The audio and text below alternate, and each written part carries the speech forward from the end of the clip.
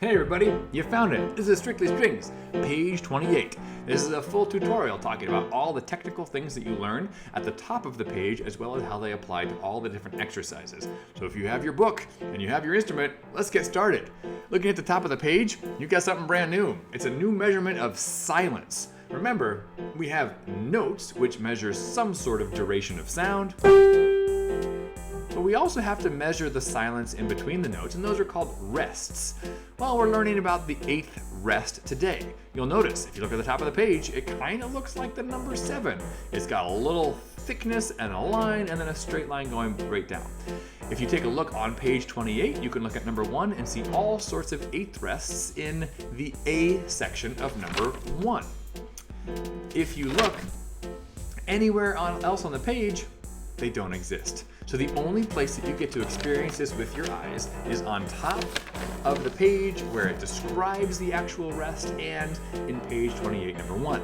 Now the reason they're demonstrating this rest to you, one, it's a symbol you need to know, but it's also kind of a concept that they'd like you to apply to the next thing that you're learning on this page, which is staccato. Now staccato really just means sort of separated or maybe space in between the notes. There's going to be an edge to the sound or a crispness to the sound. Just think of like an apple that's fresh, maybe in the refrigerator, so cold, and that first bite has a crispness to it. A lot of that sort of sound that associates with that sort of function is a staccato sound. There's going to be some space, some separation. There's going to be clarity between the notes. Some might see that it's short. Some might say that it's separated. Those are also words that are okay and essentially synonyms to the concept of having a little bit of space in between these different notes. So if you take a look at staccato, you'll notice that the note head will have a little dot below it or above it. You'll notice that sometimes it's below and sometimes it's above. It doesn't matter, it's just the opposite of the stem direction. So having said that, a staccato, you can see a quarter note with a staccato dot roughly equals an 8th note with an 8th rest. So you might say to yourself, why not just draw the rest? Well, it's a little fancier, takes a little bit extra time. And so they developed these shortcuts to get concepts of style so that they could just say, we'd like all of this to be staccato, we're gonna throw some dots on there, and then we don't have to draw every single flag for the 8th note, and we don't have to draw all those little individual rests in between it. It's a shortcut, because remember, music's been around for hundreds of years, and hundreds of years ago, there was no YouTube. Oh, there was no internet. There's no television. There's no radio. There was no printing press. There was paper, kinda, and inkwells with ink. So a lot of these things are traditions that are being stemmed from hundreds of years ago to allow for ease of composition, and now they're traditions that we've kept because we all understand this language of music. So on page 28, you have 8th rest, you have staccato, and then you have this little paragraph on the Baroque style. This is a very short paragraph to describe a massive movement of music where it says a way of playing between the years 1600 and 1750, which uses staccato bowing. J.S. Bach is the most famous of the Baroque composers. Well, that's kind of the start of your history research. If you go ahead and do some research of the time, you'll see some slightly different dates, some slightly different overlapping of different countries that were doing different things during that time, and of course you'll see many composers, some of which were represented at the time, and many of which we are discovering now as we go back in history and look at all the individuals that history has forgotten about and who contributed to this whole style of music. So on page 28, let's start applying these ideas. You ready? You are? Terrific. So page 28, number 1. Notice we have the 8th note followed by the 8th rest. Now if we were to clap it would sound like this. 1 and 2 and 1 and 2 and. We separate our hands in rhythm to demonstrate that we're measuring space. We're subdividing because an 8th note and an 8th note need some sort of mathematical division. So again, number 1, part A, 1 and 2 and 1 and 2 and. Well, number 1, part B is going to sound exactly the same. Because remember, a quarter note with a staccato dot is going to have roughly the same value as an 8th note with an 8th rest. So part B sounds like this. 1 and 2 and 1 and 2 and. Now, I'm not actually framing a rest in there. So if I play this on the piano or on an instrument, here's 1A, rest, rest, rest, rest, and here's 1B, staccato, staccato, staccato, staccato. They're the same. If you look at both of those things, which one looks easier to read? Probably the quarter notes with the dots on it. Once you understand what that symbol means, it's a little bit less confusing for the eyes to interpret. So now let's look at letter C. We have eighth notes with our subdivision, and then we have two staccato dots. We have 1 and 2 and staccato, staccato. Repeat. 1 and 2 and staccato. Notice we just have two quarter notes. We just have to organize if we're on the beat. We just shorten the length of them to match an eighth note with an eighth rest. Again, roughly speaking. Number 1D, same concept. We have a quarter note with a staccato dot followed by two eighth notes. So it's important that we're subdividing to make sure that we're steady and that everything is even. Here is number 1, part D. Ready and go. And 1 and 2 and 1 and 2 and 1 and 2 and 1 and 2 and. Again, notice no rests were written, but you could definitely hear space or silence in between the notes because of what? That's right, staccato. That's applying knowledge from the top of the page throughout number 1. Now, if we apply it musically, look at number 2. Notice we have a couple of instructions. If you recall on page 27, we had LH, which means lower half. We're not going to want to be right at the frog. That'll be too heavy and crunchy. But we definitely want to be in the lower half of the bow. You'll notice the designation of F or forte, and then you'll see, there you go, quarter notes with staccato dots. So these are going to be shortened or separated notes, or notes that have space in between them. They're going to be lighter because of that space, and they're going to have sort of a crispy edge to them so there's clarity when you play it. Now notice in measure 3, not only is a staccato dot a shortcut for the eighth note and eighth rest, but then they have this word simile. You've seen the word simile many times in this book. It means the same. And we as musicians have to know, oh, they don't want to draw a dot on every single note. They can just tell us, hey, keep doing this until the end of the piece or another instruction, which means that every quarter note in Reuben and Rachel has staccato on it, even if you can't see it, because the word simile is a shortcut to help them spend less time writing individual dots on every single note. In regards to notes, hopefully at this point you feel very comfortable naming your D and A string notes, but if not, there's never any shame in saying the notes. So what I'm going to do is I'm going to say the notes in a staccato fashion. You can feel free to join me, or you can start doing pizzicato or utilizing your bow. However, with the bow, I'm going to talk a little bit about how to create this sound. Okay? All right. Here is page 28, number 2. I will say the note names in a staccato style. Ready and go.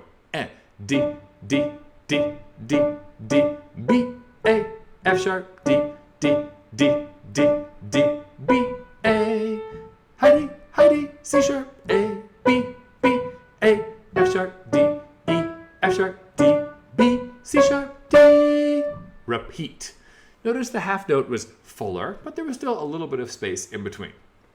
That's saying every quarter note's note name in a staccato style.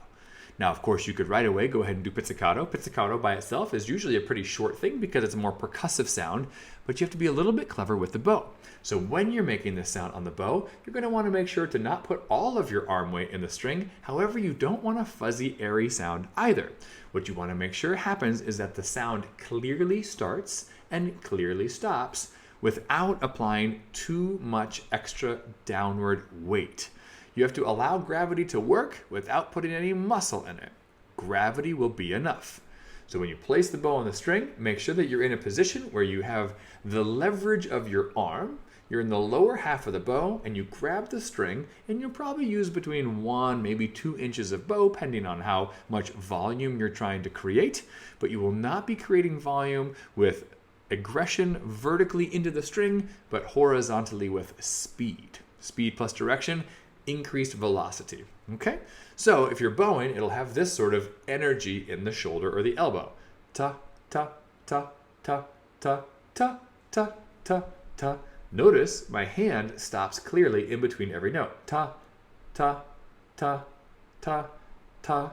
I don't do this. Ta, ta, ta, ta, ta, where the bow never stops clearly moving.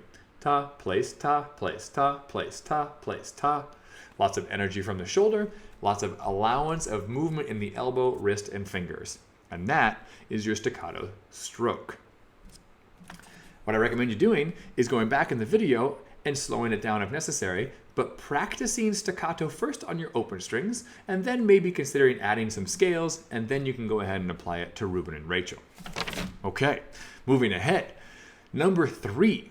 If you recall on page 27, we learned about pickups. Those are notes before the first full measure. So in March from Peasant's Cantata by Bach, which is, as mentioned, one of those really famous composers back in the day before Netflix, you have this pickup into the first measure. You have a lot of information though. That pickup is a slur. That pickup says to start in the middle of the bow. And it also has F-P. As a reminder, that means the first time you play it, it'll be loud. The second time you'll play it, it'll be soft. This is a very normal thing to do as a musician so that your audience got something a little bit more interesting. Instead of hearing the same thing twice exactly the same, there was often the tradition of playing it loudly one time and softly another, or vice versa, soft the first time and then with lots of sound and energy the second time. You also have accents. Remember, those are notes that are slightly louder. One of those has an accent. Now you also have staccato dots. So you're dealing with accents, staccatos, slurs, forte, piano, middle of the bow, first endings, second endings, eighth notes, the word simile. This is a very big piece. So what I suggest is this. You're going to break down the elements. You would just play the first 2 notes. D, D, and just practice what it feels like to do a slur from the middle of the bow. Once that feels comfortable, I would look through the entire piece and find all of the 2-note slurs. That way you can practice a skill multiple times and get your body used to making that motion when you see it in the music. I count 1, 2, 3, 4, 5, 6, 7, 8, 9 opportunities to practice 2-note slurs. How nice that you have so many opportunities to repeat that exercise. Then I would look at the first measure. I see accents and I see staccatos, and then I see that 2-note slur. Forget the 2-note slur. Just focus on the accent and the staccatos. So you can just practice making that new articulation, making that new sound, really paying attention. Okay, how do I make the accent? More weight and more speed. How do I make the staccato dot? Crisp clarity at the beginning and the end of the note, making sure that there's some space in between. So it might sound like this. 1, 2, 3. And maybe you don't like the way the accent sounds like, so you might just practice accents a few times. Place your bow. Boom. Place your bow. Boom. Then you have to have some sort of comparison to notes that don't have accents, which means the other 2 bow strokes are going to be a little bit less vertically placed. You're not going to put as much downward energy into the instrument, and you might focus on just cleaning up the edges of the start and the finish of that sound.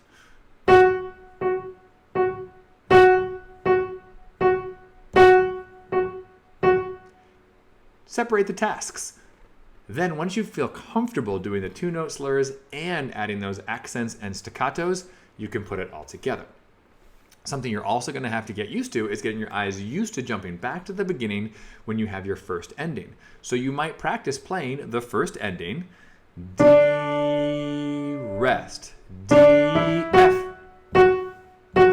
Just practicing getting your eyes back to the beginning, knowing what you're playing so well that it's easy for your eyes to move to a new place while your hand is still moving. Now, if you look at the second ending, it's all the same skills. A few different notes, but all the same skills. You'll also see that you have the word simile. So that means that they want an accent at the beginning of every measure and that every quarter note is going to have a staccato dot. Notice how much they would have to write if they didn't have the word simile. Shortcuts. It saved them a lot of time. They couldn't just go to a copy machine and make 100 copies. They have to draw each one out. So it's much easier to have a shortcut because then you can just do it by hand much more quickly. There's also the challenge of just moving your left hand. So you might want to say the note names, clap the rhythms, and then do pizzicato and air bowing before you put the entire thing together. Now I'm going to assume that that's what you've done, and I'm going to play the entire march from Peasant's Cantata here on the piano. So if you'd like to join me, here it is. You can practice saying note names, clapping, air bowing, plucking, whatever you like, and then you can rewind the video and do it to your heart's content. Here we go, page 28, number 3. 1 and 2 and 3 and 4 and 1 and 2 and 3 and 4 and 1 and 2 and 3 and 4 and 1 and 2 and 3 and 4 and 1, 2. Repeat piano. 4 and 1 and 2 and 3 and 4 and 1 and 2 and 3 and 4 and 1 and 2 and 3 and 4. Second ending and forte. 4, 1 and 2 and 3 and 4 and 1 and 2 and 3 and 4 and 1 and 2 and 3 and 4 and 1, 2, 3. 4 accent. 1 and 2 and 3 and 4 and 1 and 2 and 3 and 4 and 1 and 2 and 3 and 4 and 1, 2, off. Lots of things to practice. So as you're breaking down all those different elements, you can use that template to keep checking in to make sure you're doing the right rhythms, playing the right notes, and making sure you're doing all the accents and the staccatos. Let's go to number 4, up on the housetop. Is there anything new? There is. This is the first time that you've seen UH, or upper half. So that's the opposite of lower half. You're going to start someplace between the middle and the tip. And typically as a string player, we utilize that part of our bow if we'd like to play naturally quieter. If we're at the frog, it's going to be naturally louder. Of course, you can play piano at the frog. It just takes a little bit more finesse. It's going to be louder at the frog naturally and softer at the tip naturally. Of course, you can play loudly at the tip. That is possible. But if we just think about it from a scientific perspective, the frog will be heavier, the tip will be louder, therefore the sound will be louder, therefore the sound will be softer. You have accents, you have staccatos, you have the dynamic marking of forte, you have the dynamic marking of piano, you get that Italian word simile, and you also get to play on multiple strings with the option of doing fourth finger Ds. Just like before, what I recommend, of course, is that you say the note names, that you clap some of the rhythms, and then that you practice some of these skills separately. Practice what it feels like when you're supposed to be at the lower half of the bow. Practice what it feels like when you're practicing in the upper half of the bow. They feel different, and you utilize your arm and elbow, wrist, and fingers with very small changes. Of course, your shoulder can always move, whether it's the frog or at the tip. Your shoulder always has some motion. Your elbow always has the capacity, here's at the frog, to open and close, and at the tip to open and close. The wrist and fingers can always be fluid, whether at the frog, the middle, or the tip. But there are subtle changes, and it sometimes takes a little bit of maneuvering to make sure you maintain your balance as you're playing either the violin, viola, cello, or bass at these different extreme places of the frog and the tip. So, I'm going to assume that you are working through all of those ideas. Now I'm going to play the entire exercise, and you can start to join me by either saying note names, by clapping rhythms, by air bowing, by doing pizzicato. Here is page 28, number 4, up on the housetop. 1, 2, and ready, and go. And 1, and 2, and 3, and 4, and 1, and 2, and 3, 4. 1, and 2, and 3, and accent. 1, and 2, and 3, piano. Upper half. 1, and 2, and 3, and 4, and 1, and 2, and 3. Simile, short. 1, and 2, and 3, and 4. 1, and 2, and 3. Forte. 1, and 2, and 3, and 4, and 1, and 2, and 3. Piano, upper half. 1, 2, and 3, and 4, and 1, and 2, and 3. Forte. 1, and 2, and 3, and 4, and 1, and 2, and 3. 4. 1, and 2, and 3, and 4, and 1, and 2, and 3. 4. Off. Remember, simile means to apply all those staccato dots and accents. So you have to find patterns that makes sense for whenever you see simile, because now those dots and accents are going to disappear, but you have to keep applying them. Stop the video, rewind the video, stop it in places you need to hear again, but make sure you have all of these skills. You can count and clap. You can say notes in rhythm. You can say notes with the appropriate articulations. You can say and speak accents and staccato. You can air bow with the correct energy for accents and staccato. Ta, ta, ta, ta, ta, ta, ta. You can practice what it feels like to air bow in the lower half, practice what it feels like to air bow in the upper half. You can practice doing pizzicato. You can practice playing just small chunks of music and then repeating just those measures. And then you can play the entire thing with me again. Let's keep going though. This is page 28, number 5. This is a combination of all the different things that you've just learned. They're challenging. You have a pickup starting in the middle of the bow. You have accents and staccato dots. You have string crossings. You have the word simile, so you have to apply these things all the way across. You have a first ending and a second ending, and you have a lot of eighth notes. Now, when we see lots of eighth notes, that means we know our left hand is going to have to move more quickly and automatically, which means if you're struggling to read notes, you want to put a little bit of attention to note names and note reading so that you can worry about all the other elements that you're trying to now do on your instrument. It's normal to have a hard time with reading notes.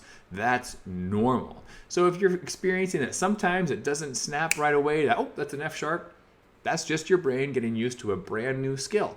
Just like when you were in TK or kindergarten or first grade and you were learning the alphabet and learning small words and learning shorter sentences, and then with every week and every month and every year, you worked your way all the way up to be able to read full books, whether it's Harry Potter or Cat in the Hat.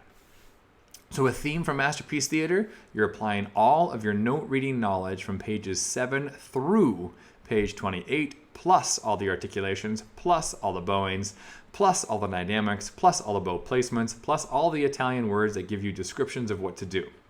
It's a lot to work on. So individually, of course, you're going through and you're just going to practice the measures that are challenging for you.